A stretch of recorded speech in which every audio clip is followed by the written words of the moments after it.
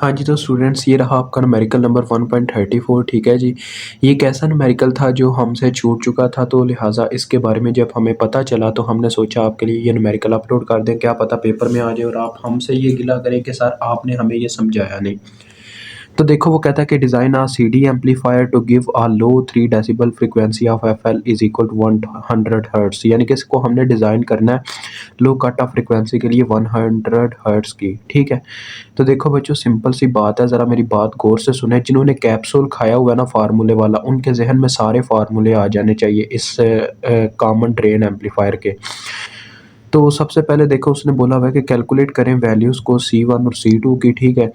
तो लिहाज़ा उसके लिए आपको पता है हमें RC1 और RC2 चाहिए, और वो निकालने के फार्मूले आपको याद होने चाहिए। RC1 और RC2 का फार्मूला क्या था?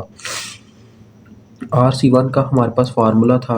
वैसे कैप्सूल भी आपके लिए अच्छा है, अदरवाइज़ मैं आपको समझाऊँगा भी कैसे आते हैं ये फार्मूले। RS प्लस RG, ठीक है, थोड़ा-सा समझा दूँगा। RC2 उसका हमारे पास क्या फार्मूला था बच्चों? RL plus RSR RSR parallel with 1/GM, ठीक है, ये फार्मूला था इन दोनों का। तो इसका अगर हाइब्रिड पाई मॉडल तैयार किया जाए इस सर्किट का, तो क्या होगा गाइस?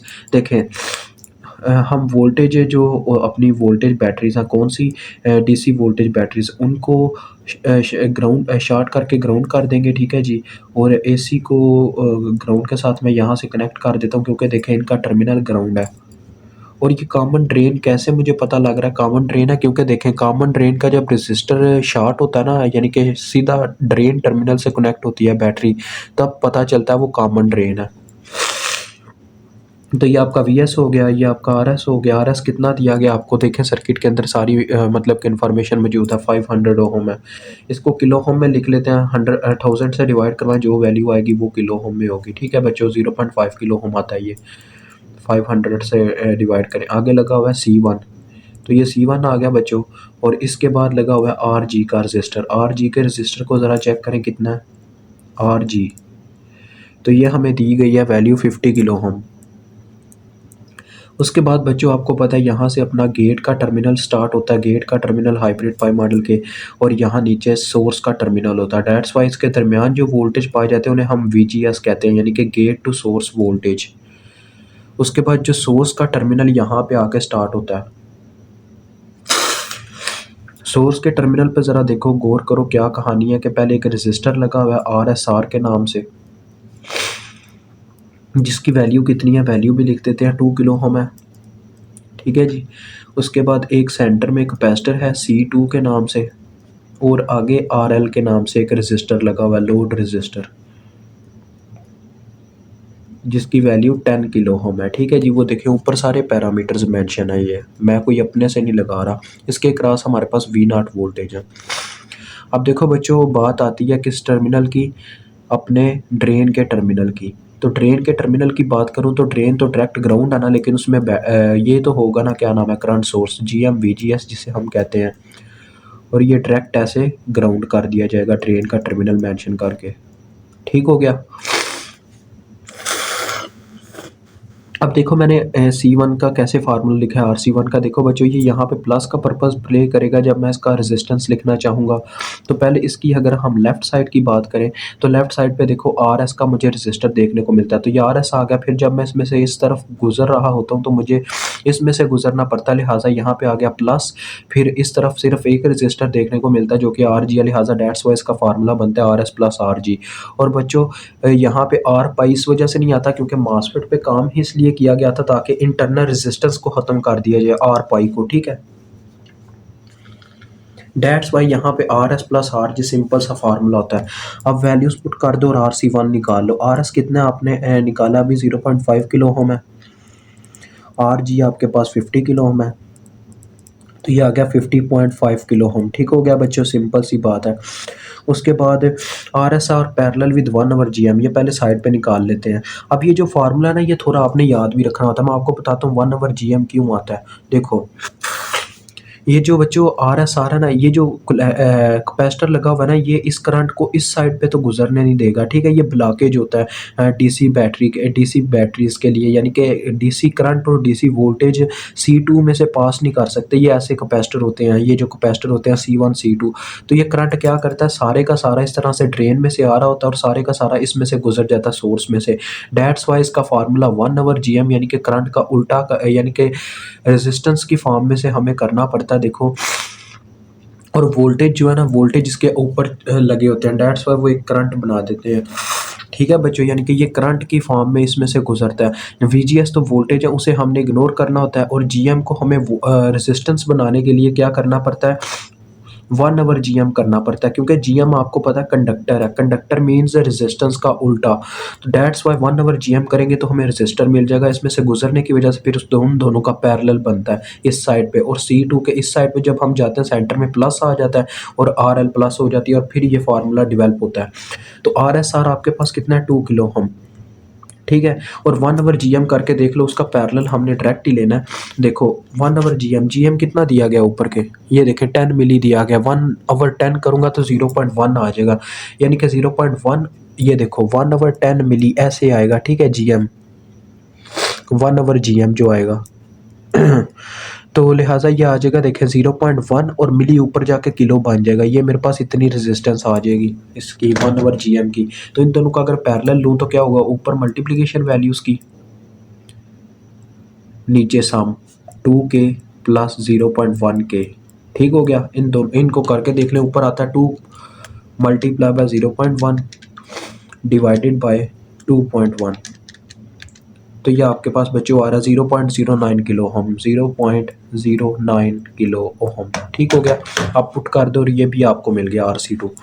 देखो RL की वैल्यू कितनी थी, 10 किलो ओम, तो ये आ गया 10K प्लस ये वैल्यू आ गई 0.09 किलो ओम, तो आंसर आ गया 10.09 किलो ओम। लें जी, ये भी आपका डन हो गया। आप आते हैं डिज़ाइनिंग की तरफ। देखें FL जो बच्चों लो कट ऑफ फ्रिक्वेंसी होती थी, वो हमेशा हायर कैपेसिटर की फ्रिक्वेंसी के बराबर होती थी। यहाँ पे हायर कैपेसिटर कौन सा नज़र आ रहा है, C2। इस आर्डर में हायर कैपेसिटर का आर्डर होता है, पहले C3 फिर C2 फिर C1। यहाँ पे C3 है ही कोई नहीं, तो डायरेक्ट C2 पे बात चलती है, यानी कि C2 की जो फ्रिक्वेंसी है वो लो कट ऑफ फ्रिक्वेंसी के इक्वल होगी। तो कितनी फ्रिक्वेंसी है लो कट ऑफ, वो देखें, वो ऊपर 100 हर्ट्ज दी गई है, तो FC2 के इक्वल आ गई 100 हर्ट्ज, ठीक है। हम फार्मूला अप्लाई करेंगे, देखें FC2 का क्या फार्मूला होता है, 1/2 पाई RC2C2। तो देखें C2 मैंने निकालना है, नेक्स्ट इसका फार्मूला बन गया C2 is equal to 1/2 pi, frequency इधर आ गई, C2 उधर चला गया, ठीक है, बस इतना फ़र्क आया। तो RC2 की पहले वैल्यू पुट करते हैं, कितनी है, 10.09 किलो, किलो मीन्स 10⁻³ ठीक है। और FC2 इधर आके मल्टीप्लाई हो गया हुआ है। FC2 की क्या वैल्यू है बच्चों, 100। हुआ क्या, ज़रा गौर करो यार, जो बच्चे कंफ्यूज हैं, FC2 यहाँ पे गया, C2 वहाँ पे गया, बस इतनी सी बात है। C2 यहाँ पे आया और इनकी वैल्यूज़ मैंने पुट की हैं। देखिए RC2 की वैल्यू ये थी, ये भी हमने फाइंड आउट की, और RC2 की FC2 की वैल्यू देखें ऊपर पुट हमें बताई गई है, वो मैंने यहाँ पे 100 की फॉर्म में पुट कर दिया। अभी आपको यहाँ से C2 मिल जाएगा, ठीक है। फिर हम C2 के बाद C1 निकालते हैं और फिर चलते हैं हायर कट ऑफ फ्रिक्वेंसी की तरफ। तो देखो बच्चों क्या बनता है, 1/2 पाई 2 pi into 10⁻⁹ multiply by 10⁻³ multiply by 100। तो ये बच्चों आता है आपके पास 1.5 मल्टीप्लाई बाय 57 मल्टीप्लाई बाय 10⁻⁷, ठीक है, -7 सॉरी, ये आ रहा है। अगर मैं इशारिये को एक कदम आगे बढ़ाऊँ या इशारिये को एक कदम पीछे ले जाऊँ, तो मैं यहाँ इसको बच्चों दो फॉर्म में लिख सकता हूँ, या तो 157 नैनो फैरड लिख सकता हूँ, या इसको लिख सकता हूँ 0.15 माइक्रो फैरड। आर लिख लो, माइक्रो फैरड, यानी कि इन दोनों में से कोई एक आंसर हो सकता है, यानी कि यूनिट को आगे पीछे करने से माइक्रो नैनो बनाया जा सकता है, ठीक हो गया। C2 आ गया आपका, अब C1 निकालना है। तो जो आपकी FC1 की फ्रिक्वेंसी होती है ना, वो बराबर होगी, यानी जैसे जैसे बच्चों आप एक एक कदम पीछे हटते जाओगे ना, आपने ना 10 हर्ट्ज़ की फ्रिक्वेंसी से डिवाइड करवाते जाना है, यानी कि आ जाएगा FL डिवाइडेड बाई 10। अगर यहाँ पे ऐसा होता कि C3 होता तो मैं पता क्या करता, पहले करता FC3 is equal to FL, फिर करता FC2 is equal to FL/10, और फिर FC1 के केस में करता FL/20। ठीक है, यानी कि 10-10 के फ़र्क से हमने चलना होता है। तो ये कितनी आ जाएगी देखो, 100/10, ये आ गई 10 हर्ट्ज़ के इक्वल। तो चलो आओ इसका फार्मूला देखते हैं। इसका फार्मूला अब आपको पता चल ही जाना चाहिए, बस यहाँ पे C1 R1 RC1 और FC1 होगा। जब मैं रिप्लेसमेंट करूँगा, चलो यार आपके लिए कर देता हूँ, पता नहीं क्यों मेरा दिल यार मानता नहीं है कि आपको ऐसे समझ नहीं आएगी। RC1 या साथ में आ गया CC1। तो देखो बच्चों CC1 इधर आ गया, यानी कि C1 नहीं है सिर्फ ये, सॉरी C1 है। C1 इधर आ गया, फार्मूला बन गया F1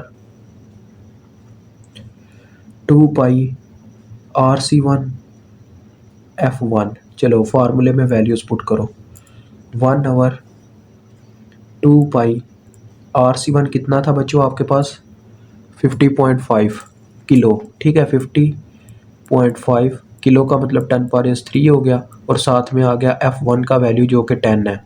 अब इसको पुट करो कैलकुलेटर पे और अपना आंसर पाओ इसका भी। तो बच्चों ये देखो, ये मेरे पास आंसर आ रहा है 3.15। हो जा क्लियर यार, क्या कर रहा है, 3.15 मल्टीप्लाई बाई 10⁻⁻7। ठीक है बच्चों, तो लिहाजा इसको भी इस तरह से लिखा जा सकता है। असल आंसर तो ये ना 3.15 मल्टीप्लाई बाई 10⁻⁻7। मैं चाहूँ तो इशारिये को एक कदम आगे, 2 कदम आगे बढ़ा के इसमें पावर -9 कर दूँ, या एक कदम पीछे बढ़ा के इसको माइक्रो में लिख सकता हूँ। 0.31 माइक्रो फैरड हो सकता है ये, या ये हो सकता है बच्चों और 315 नैनो फैरड। ठीक है, ये दोनों आंसर आपके लिए ठीक है। अब चलते हैं हायर कट ऑफ फ्रिक्वेंसी की तरफ। तो हायर कट ऑफ फ्रिक्वेंसी के केस में देखें, आपको समझाता हूँ। सबसे पहले बच्चों आपको हायर कट ऑफ फ्रिक्वेंसी के 2 रजिस्टर फाइंड आउट करने होंगे, जो आपको पता है क्या नाम होता है उनका, RC पाई और एक होता है RC माइक्रो। ठीक है, इनके फार्मूलाज आपको याद ही होने चाहिए। मैं सर्किट यहाँ पे बार बार ड्रा नहीं कर सकता, लेकिन मैं आपको इतना आइडिया दे दूंगा फार्मूले आते कैसे हैं। देखें RC पाई कैसे आता है, देखें ज़रा बच्चों। जब हम ड्रा करते हैं ना बच्चों हायर कट ऑफ फ्रिक्वेंसी के लिए ये BGT एम्पलीफायर, ये हाइब्रिड पाई मॉडल के थ्रू, तो उसमें हमने ये C1 C2 को शॉर्ट कर देना होता है। ये शॉर्ट हो जाते हैं अपनी जगह पे। ठीक है, यानी कि ये कैपेसिटर ऐसे डायरेक्ट कनेक्ट हो जाते हैं। और जो अपना C पाई और C माइक्रो होता है वो यहाँ पे होता है। C पाई यहाँ पे होता है, यानी कि जहाँ पे आपको पता है R पाई किसी ज़माने में हमें देखने को मिलता था, C पाई यहाँ पे होता है। जब C पाई की बात चल रही होती है तो C माइक्रो ओपन पड़ा होता है, मतलब कि वो कनेक्ट नहीं होता। ठीक है, तो देखो C पाई की अगर मैं बात करूँ ना, तो इस तरफ नहीं हम जाते हैं, हम जाते हैं इस साइड पे। तो ये वाला तो डायरेक्ट शॉर्ट हो चुका होता है, मतलब ऐसे डायरेक्ट कनेक्ट हो चुका होता है C1। अब देखो इस तरफ अगर मैं देखूँ तो जो रेजिस्टेंस देखने को मिलती है RG और RS का, देखो एक टर्मिनल यहाँ पे कॉमन हो रहा है और दूसरा टर्मिनल दोनों का इनडायरेक्टली ग्राउंड है। क्योंकि VS वोल्टेज जो है ना बच्चों, ये आपने ऐसे ही समझना, अभी कोई सिग्नल नहीं आ रहा है, ये यानी कि डायरेक्ट ही ऐसे वायर कनेक्ट है यहाँ पे। तो लिहाजा दूसरा टर्मिनल इसका ग्राउंड हुआ, इसका भी ग्राउंड हुआ, तो ये दोनों पैरेलल में आ गए। लिहाजा RC पाई किसके इक्वल आ गई, RS पैरेलल विद RG। ये फार्मूला बनता है RC पाई का, RS parallel with RG। Values put करो,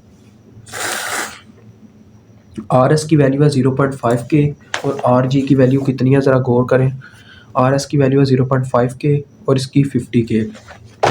तो आ जाएगा ऊपर मल्टीप्लिकेशन 0.5 मल्टीप्लाई बाय 50, नीचे सम। तो यहाँ से आपको आंसर मिल जाएगा। तो बच्चों इसका आंसर हमारे पास आ गया 0.49 किलो हम। ठीक है जी, अप्रॉक्सीमेटली मतलब कि 0.5 ही आ जाता है। अब बात आती है RC माइक्रो पे, ज़रा इसको समझिएगा, इसका फार्मूला कैसे डेवलप होता है। जब C माइक्रो की बात होती है ना बच्चों, तो ये सारे तो शार्ट होते हैं। ठीक है, ये भी शार्ट है, वो भी शार्ट है, लेकिन इसको ओपन कर दिया जाता है। फिर जैसे RC माइक्रो ओपन था ना C पाई के केस में, वैसे C पाई ओपन हो जाता है माइक्रो के केस में। C माइक्रो हमेशा पाया जाता है बच्चों गेट और ड्रेन के सेंटर में, यहाँ पे। ठीक है, तो देखो होता क्या है, पहले तो हम बात करते हैं इस साइड की, C माइक्रो के इस साइड की, RC माइक्रो। देखो इस साइड की बात करूं तो इस साइड पे दोनों रजिस्टर आपस में पैरेलल में, उसी तरह से यानी कि एक टर्मिनल इनका यहाँ पे कॉमन हो रहा है, दूसरा ग्राउंड है। तो एक तो इनका ये आ गया RS पैरेलल विद RG। ठीक है, एक तो ये चीज़ आ गई। ठीक है, ठीक हो गया ना बच्चों। और उसके बाद देखो सेंटर में प्लस आता है, जब हम इसमें से गुजर के आगे जाते हैं, तो इसमें से जब गुजर के आगे जाते हैं देखो इस तरफ, फिर हमें नीचे की तरफ चलना पड़ता है। नीचे देखें तो हमारे पास बच्चों दो रजिस्टर लगे हुए हैं जिनका पैरेलल कॉम्बिनेशन, या देखो ऊपर एक टर्मिनल कॉमन हो रहा है C2 की पॉइंट पे, ठीक है, RSR और RL के दरमियान, और बटे में दोनों का ग्राउंड है दूसरा टर्मिनल, तो ये भी दोनों पैरेलल में हुए तो प्लस आ जाता है यहाँ पे, प्लस R अपना क्या नाम था RL पैरेलल विद RSR, ठीक है बच्चों। और इसका पूरे बटे में आता है क्योंकि एक करंट भी तो पास कर रही थी इसके रास्ते में। देखो यहाँ से जब हम गुजरे इस वायर के थ्रू इन दोनों का पैरेलल लेने के लिए, तो एक करंट का भी पास हुआ इन दोनों में से, तो करंट के पास होने की वजह से भी एक चीज़ क्रिएट होती है, उसका नाम है वोल्टेजेस। वो वोल्टेजेस को रेजिस्टेंस में कन्वर्ट करने के लिए हम उसकी फॉर्म लिखते हैं जो कि बनती है हमारे पास 1 plus GM into RL parallel with RSR, ये फार्मूला बनता है ओवरऑल आपका, ठीक है। और यही मैंने कैप्सूल में आपको खाने के लिए दिया था। जिन बच्चों ने सही तरीके से हजम कर लिया हुआ ना कैप्सूल, उनको ये फार्मूला अभी भी याद होगा।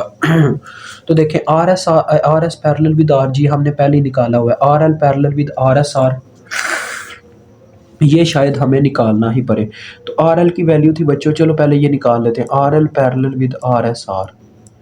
RL की वैल्यू आपको पता है 10K थी, 10 किलो, तो दूसरे की वे क्या वैल्यू है RSR की, RSR है हमारे पास 2 किलो का, ठीक है। तो इन दोनों का निकालते हैं। देखिए ऊपर मल्टीप्लिकेशन हो जाएगी वैल्यूज़ की, 10 मल्टीप्लाई बाई 2 और बटे में सम हो जाएगा, किलो में आंसर आने वाला है 20/12, तो ये आंसर आता है बच्चों 1.67, ठीक है, 1.67 किलो ओहम। तो चलो वैल्यूज़ पुट करके देखते हैं क्या आंसर निकलता है।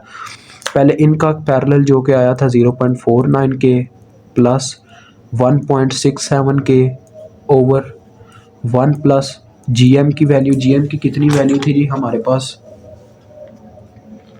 यहाँ पे दी गई थी GM की वैल्यू 10 मिली, ठीक है, 10 मिली, तो 10 मिली इंटू 1.67 के। अब देखते हैं क्या आंसर आता है, आपके नसीब में क्या आता है RC माइक्रो का। तो देखो बच्चों 0.49 प्लस 1.67 होल का बटा चाहिए हमें यार, क्या कर रहा है 0. ये मैं निकाल के आपको बताता हूँ। हाँ तो बच्चों ये आपके पास आ गया 0.12 किलो ओहम, ठीक है जी, ये आपके पास आ गया। देखें ये कैलकुलेटर दे रहा है 0.12 किलो ओहम। तो देखें जी अब बात आती है एग्जैक्ट फार्मूले पे। इसमें दिया गया मुझे दो चीज़ें, CGS और CGD। अभी आपको मैं चीज़ें बताता हूँ। CGD दिया गया होगा, हाँ।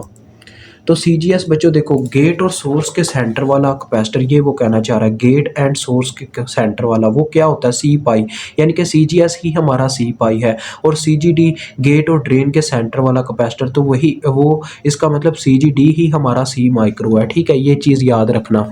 तो 5 पिको फैरेड है CGS और 1 पिको फैरेड है CGD, 1 एंड 5, 5 एंड 1, 5 एंड 1, ये 5 पिको फैरेड है, ये 1 पिको फैरेड है, ठीक हो गया जी। और अभी आपको मैंने बताया कि ये हमारा C जो गेट और सोर्स के सेंटर में है वो हमारा C पाई होता है, और जो हमारे पास गेट और ड्रेन के दरमियान है वो हमारा C माइक्रो होता है। चलो वो फार्मूला अप्लाई करें, FH हमने निकालनी थी, इसका सिंपल सा फार्मूला होता है 1/2 पाई। ये बच्चों हमने मिलर्स मेथड नहीं अप्लाई किया, और मिलर्स मेथड अप्लाई होता भी नहीं है कॉमन ड्रेन के अंदर, ठीक है, कॉमन ड्रेन और कॉमन कलेक्टर में मिलर मेथड नहीं लगता। तो लिहाजा इसमें इसका फार्मूला होता है बच्चों RC पाई C pi plus RC micro C micro, ये फार्मूला होता है, ठीक है। तो चलो अप्लाई करके वैल्यूज़ निकाल लो, 1/2 पाई इंटू RC पाई कितना आया बच्चों 0.49 किलो, किलो मीन्स 10⁻³ होता है, ठीक है। और C पाई अपने पास कितना 5 पिको, 5 पिको मतलब कि 10⁻⁻12 आ गया, ठीक है, प्लस अब दूसरी तरफ हमें देखने को क्या मिलता है RC माइक्रो जो कि 0.12 है, K मल्टीप्लाई बाय 10⁻³ आ जाएगा, और ये 1 पिको फैरेड है, पिको मीन्स 10⁻12, तो यहाँ पे आ जाएगा 10⁻12, क्योंकि 1 लिखने की ज़रूरत नहीं है। इसको ओवरऑल कैलकुलेटर पे छापा लगाओ इसका, आपको FH मिल जाएगी।